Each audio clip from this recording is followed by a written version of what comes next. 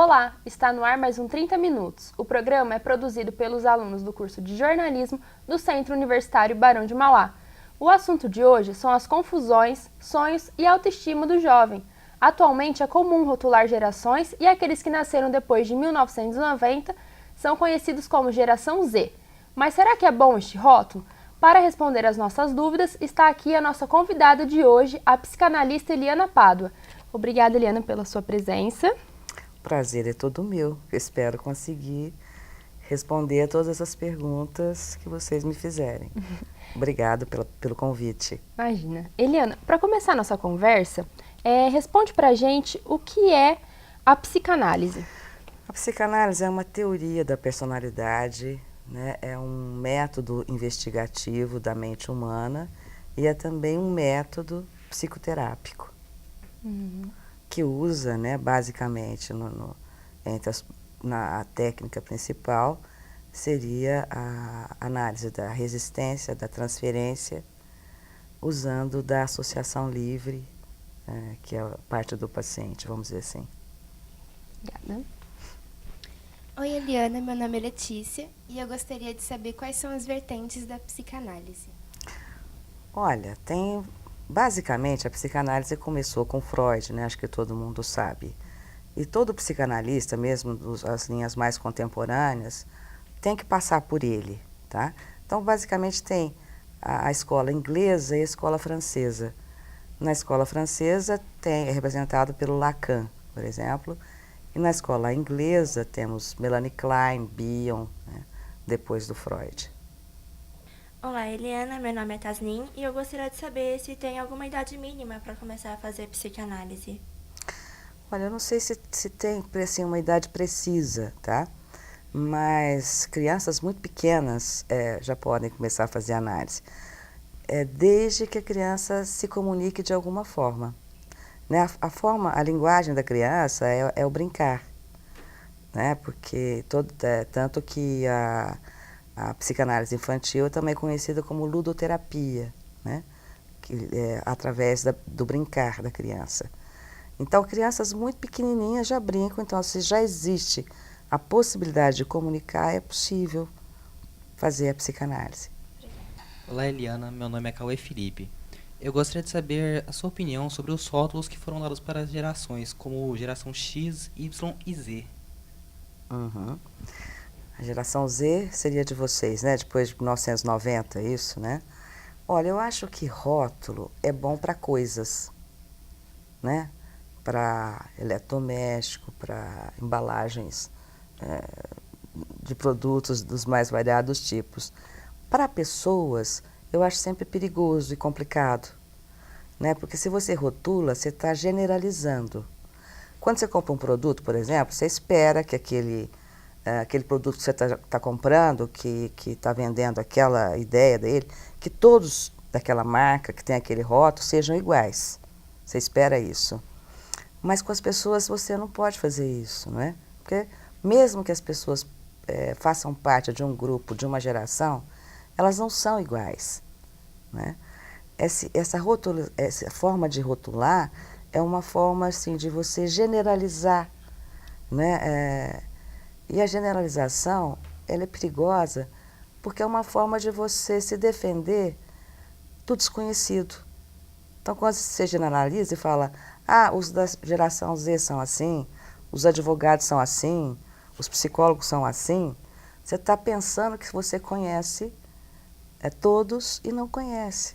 Você conhece a classe, sabe mais ou menos o que cada um faz, mas não a pessoa, né? Olá, Eliana, meu nome é Leandro. Eu gostaria de saber se negros e homossexuais também são rotulados e como isso os prejudica. Bom, mas no caso de negros e homossexuais, tem a questão do preconceito, né? E o preconceito é sempre algo muito violento. Então, claro que prejudica, né? O preconceito prejudica, sempre, por causa da violência que existe por trás dele. Olá, Eliana, meu nome é Natália e eu gostaria de saber se de alguma maneira faz bem para o jovem se sentir pertencente a um grupo, mesmo que seja um rótulo. Olha, eu acho que é necessário, né, essa fase, né? Tem uma questão no nosso desenvolvimento que é a possibilidade de a gente adquirir a nossa própria identidade. Começa lá quando criancinha, sabe aquela frase da criança que ela fala não para tudo? Qualquer coisa, não, não, não. Né? É uma forma dela se diferenciar do meio. Né? O não é uma forma dela dizer que ela é algo que não é o meio. Né? É um não, existe um não, um negócio que chama não eu. Depois, né, na adolescência, isso volta de novo com a ideia de que os filhos não querem ser iguais, né, ao papai e à mamãe. Eles querem ter uma identidade própria, né? E buscam muitas vezes grupos, né, onde eles se sentem que tem mais afinidade, que dão um conforto de pertencer a algo. Embora seja troca 6 por meia dúzia, porque para não ficar parecido com os pais, por exemplo, eles escolhem ficar parecido com um grupo, que é muito maior, né? Tem muito mais gente aí que está parecido com ele, parece que ele fica com menos identidade. Se ele assumir a identidade do grupo, né, e esquecer da própria. Né? Oi, Eliana, meu nome é Bruna e eu gostaria de saber por que a fase de transição da adolescência para a fase adulta afeta a boa autoestima.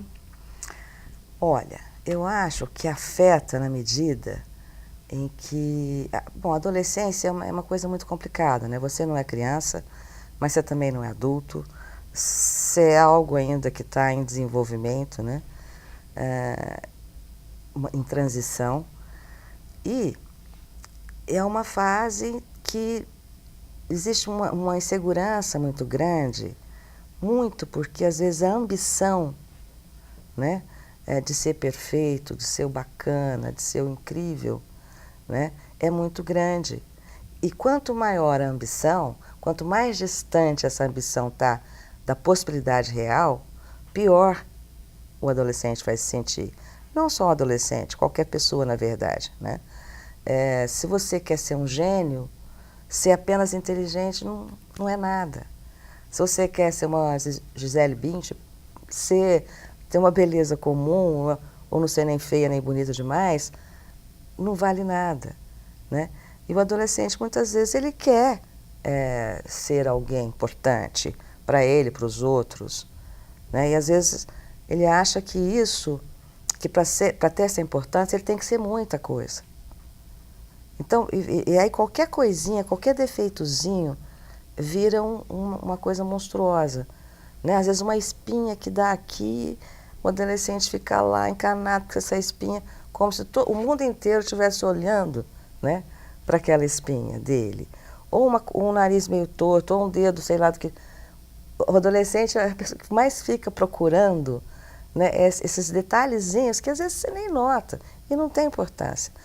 Está o desejo de ser perfeito, né? Enquanto isso não é abandonado, né, fica difícil ficar com uma boa autoestima. Porque essa autoestima, ela é aquilo que ela é boa na medida em que você pode ser e ficar satisfeito com as condições que você tem. Não as que você ambiciona ter, que muitas vezes é impossível ter. Né? São coisas impossíveis de obter. Olá, Eliana, meu nome é Pedro e eu gostaria de saber como os pais podem ajudar ao filho a ter uma boa autoestima. Talvez nesse sentido, sabe? Tendo menos expectativas grandiosas em relação aos filhos. Porque se os pais têm expectativas muito grandiosas, a criança vai achar que ela deve atingir aquelas metas grandiosas também. Né? Ou pais que não toleram frustrações, não conseguem ajudar o filho a passar pelas frustrações, aprender com elas, como algo que faz parte da vida. Você não tem que ser infalível, você não tem que ser o perfeito. Né? Então os pais podem ajudar, vamos dizer assim, dando guarida para essas situações. Olá, meu nome é Flávia. Gostaria de saber se um grupo de amigos também influencia no desenvolvimento da boa autoestima? Depende muito, sabe? Eu acho que talvez o que influencia mais mesmo é essa questão que eu te falei, né? Essa, às vezes, ambição desproposital, sabe? Muito grande para as condições reais que qualquer ser humano tem. Eliana, nós vamos fazer um rápido intervalo. Você em casa não saia daí, que a gente volta já já falando mais sobre depressão, relacionamento abusivo e comportamento humano.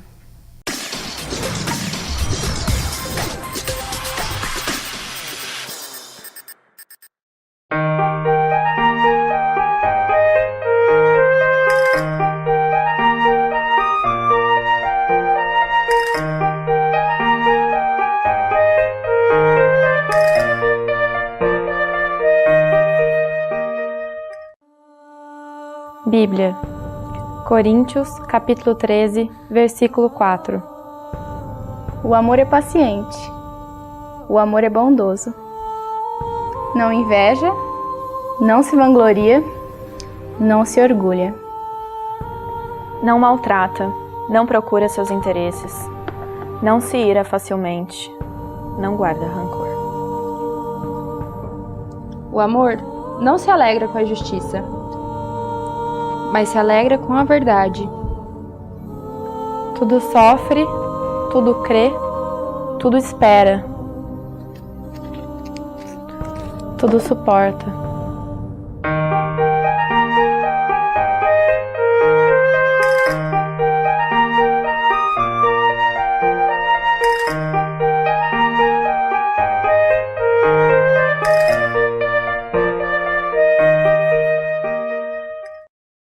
Até onde você iria para saber mais? Para ter novos conhecimentos? Para ter plenas convicções? Vá para um lugar onde as pessoas apoiam você, acreditam em seus sonhos, onde além da teoria se aprende na prática. Um lugar onde todo mundo pensa e faz.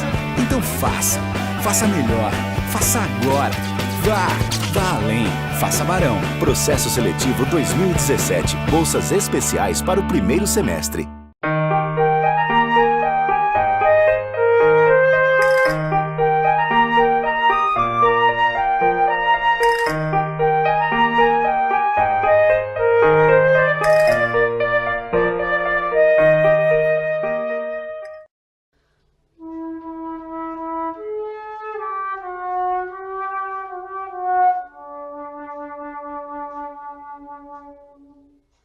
Pensem nas crianças mudas telepáticas.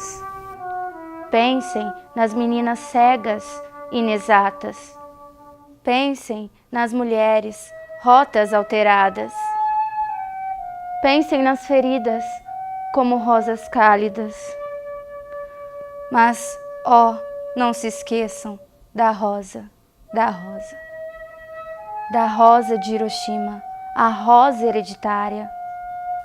A rosa radioativa, estúpida, inválida. A rosa com cirrose, a antirrosa atômica.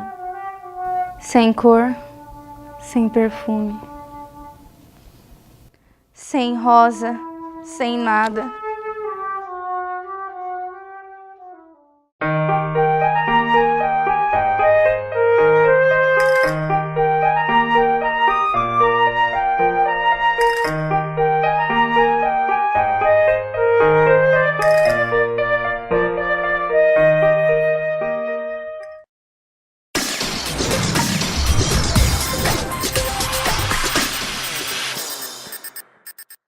Voltamos com o último bloco do 30 Minutos e hoje estamos recebendo a psicanalista Eliana Pádua, que agora vai falar sobre depressão e relacionamento abusivo. Eliana, por que a depressão tem atingido tantos jovens?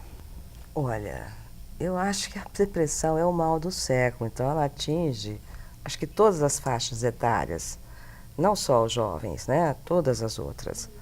Eu acho que está muito comum, se a gente pensar assim, está mais comum, é o mal do século, porque acho que ficou muito difícil lidar com a frustração, né? Lidar com as perdas. Então, quem não aceita essa situação, ou tem muita dificuldade de lidar com isso, vai, provavelmente, mais cedo ou mais tarde, se a pessoa for deixando de lado, né, e não cuidar dessas coisas, né, não aprender a lidar com isso, provavelmente uma das possibilidades é ela ficar depressiva. Né? Por trás da depressão, né, se você perde alguém, você dói, né? Você sofre, você também fica com muita raiva porque perdeu, né? Se você se frustra com alguma coisa, também você fica com muita raiva. Então, por trás da depressão, sempre também tem muita raiva. Por que para muitas pessoas é difícil aceitar que precisam de ajuda psicológica? Olha, existe um preconceito muito grande, né, já antigo, que as pessoas acham que quem faz terapia, quem vai procurar um psicólogo, tá doido, né? É muito problemático, né? Não fica bem. Hoje em dia até tá menor esse preconceito, mas a gente sabe também que fazer terapia é um processo muito doloroso, é difícil, né, a gente se enxergar. É mais fácil olhar para os outros, olhar para fora do que para dentro, né? Enxergar os nossos limites, os sentimentos que a gente não quer ver dentro da gente. É claro que a gente vê coisas boas também, né? Mas o medo é de ver essas coisas ruins, né? Então, muitas vezes as pessoas não vão por medo, talvez, de se conhecer. Outras não vão por causa do preço, porque acham que é caro, né? Outras pessoas não vão porque falam assim, para que eu vou pagar um profissional para falar dos meus problemas? Eu posso sair com um amigo, com amigos e sentar num café ou num barzinho, tomar uma cerveja e falar, né? Pode ser, falar com os amigos faz muito bem, desabafar é legal, mas a conversa que você tem com um amigo é muito diferente da conversa que você teria com um terapeuta. Por exemplo, se você conta alguma coisa para um amigo, você fala, olha, me aconteceu isso, eu estou chateada e tal. Esse amigo ou amiga vai dizer assim, nossa, sabe que aconteceu algo parecido comigo? Aí a pessoa vai falar dela, da experiência dela. Ele não vai, assim, então, ficar focado no que você está contando. Né? Na terapia, não. Né? O que vai ser, a atenção toda vai ser dada para o paciente e para as coisas que ele está contando. Eliana, quais são os sintomas típicos da depressão? Olha, são vários. Desânimo, cansaço, falta de apetite, distúrbios do sono, né? Irritação. Às vezes, quando chega num ponto muito máximo, a pessoa nem sai da cama, não quer tomar banho, né? Tem isso já quando está uma depressão bem mais grave, né? Mas ela começa muitas vezes assim, com desânimo, não querer fazer nada, não ter expectativa, não ter esperança. Eliana, quais tipos de psicoterapia são mais efetivos em casos de depressão? Bom, eu sou suspeita para falar, né?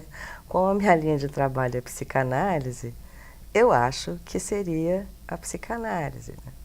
Eliana, eu gostaria de saber quais são as chances de um depressivo cometer suicídio. Olha, principalmente nesses estados mais graves, assim, é bem possível, né? É difícil você dizer se a pessoa está correndo o risco de cometer suicídio ou não. Às vezes a pessoa fala, né, que vai uma hora se matar e tal. E muitas vezes as pessoas pensam que, assim, porque a pessoa está falando, ela não vai fazer, né? Cão que ladra não morde. Isso não é verdade. Porque se a pessoa está falando, é porque aquilo está passando na cabeça dela, né? É uma ideia que está presente. Ou também, às vezes, tem aqueles suicídios que são meio, assim, teatrais. Quer dizer, a pessoa não quer suicidar, né? Ela toma uma medicação, mas já esperando que vai chegar alguém para acudi-la, né, e não impedi-la, né, de ter alguma coisa mais grave. Mas mesmo nesses casos, uma hora a pessoa pode errar. E se a pessoa que ela está esperando que vai chegar não chega?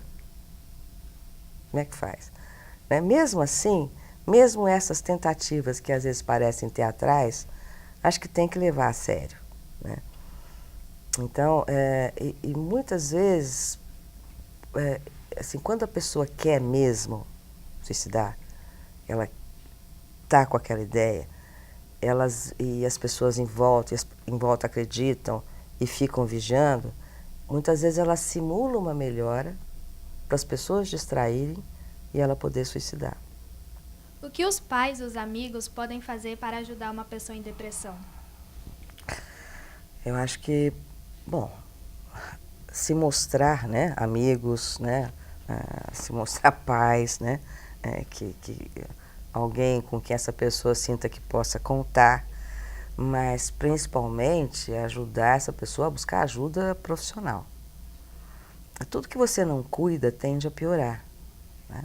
Então, quanto antes, né, isso começa a ser tratado, melhor.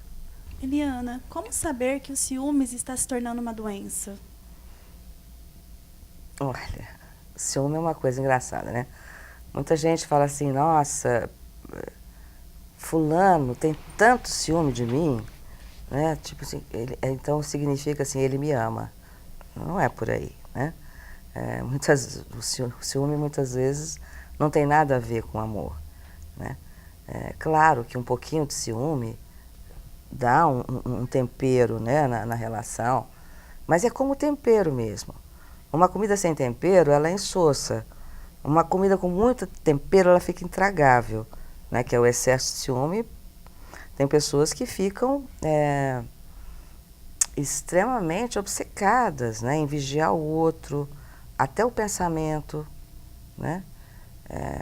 Eu lembro que tinha uma paciente que ela ficava tentando saber o tempo todo onde que o namorado estava, o que ele estava fazendo, com quem ele estava conversando. Eu falei, nossa, mas fica difícil, né? Por que de noite? Você não pode ver com quem que ele está sonhando? Como é que faz, né? Como é que vai vigiar até isso? Né? Porque o ciumento pode ter ciúme, inclusive, disso, de sonho, que o outro tem. E muitas vezes o ciúme é uma projeção. Por exemplo, digamos que um homem, uma mulher que tenha muito desejo de trair a pessoa com quem está, essa pessoa vai ficar muito desconfiada que o outro também tem essas ideias. Então, às vezes, o ciúme não é porque ele vê no outro, algo no outro, mas é algo que ele vê nele mesmo, né? E projeta no outro. E o que é relacionamento abusivo? Bom, eu entendo que é uma relação onde alguém é extremamente manipulador, né? E vai usar das carências, das fraquezas do outro para obter controle sobre essa outra pessoa, né? Agora, a gente não pode esquecer que você fala relacionamento é sempre de dois. Se tem um que é abusivo, um que é manipulador, tem um que por algum motivo se deixa manipular. Eliana, como identificar se você está num relacionamento abusivo? Olha, acho que para a pessoa mesmo, ela demora a perceber, né? Acho que quando ela percebe, é quando a situação já está bem complicada, né? Quando ela já está se sentindo cerceada, controlada, angustiada, porque ela está sempre, de alguma forma, sendo manipulada pelo outro. E ao invés de estar fazendo o que ela quer, começa só a fazer o que o outro quer, né? E cerceada na sua liberdade também, porque o abusivo, o manipulador, ele quer ter o outro sob controle o tempo todo, né? Então, é muito difícil. É quando a pessoa acha que começa a se sentir sem ar, começa a se sentir realmente angustiada por estar sem movimento sem condições de se movimentar naquela relação. Eliana, por que muita gente não consegue sair de um relacionamento abusivo? Então, por isso que eu te falei, né, no começo, porque um relacionamento é de dois. Se tem um que é manipulador, tem uma outra pessoa que por algum motivo precisa desse tipo de relação.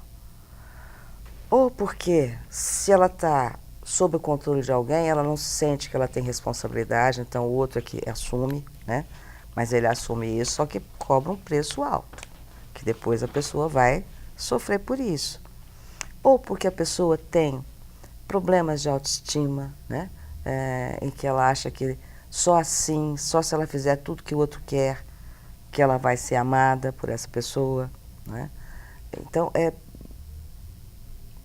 tem as características, né, do manipulador, do abusivo, mas também tem as questões da pessoa que se deixa manipular dessa forma. Ela deve ter seus motivos. Eu não estou dizendo que esses motivos são conscientes, não, né? São inconscientes, é óbvio, ela não percebe a necessidade dela de talvez estabelecer uma relação com aquela pessoa. Ou muitas vezes a pessoa também acha que o outro vai mudar com o tempo. O que é capaz de mudar o outro com o tempo. E não é, né? O outro só muda se quiser e se puder. Não pela vontade de alguém ou pela boa vontade de alguém. Eliana, a conversa foi ótima, obrigada pela sua presença. Quero agradecer também aos meus colegas de jornalismo e a você em casa que nos fez companhia. O 30 Minutos volta na semana que vem. Até lá, tchau!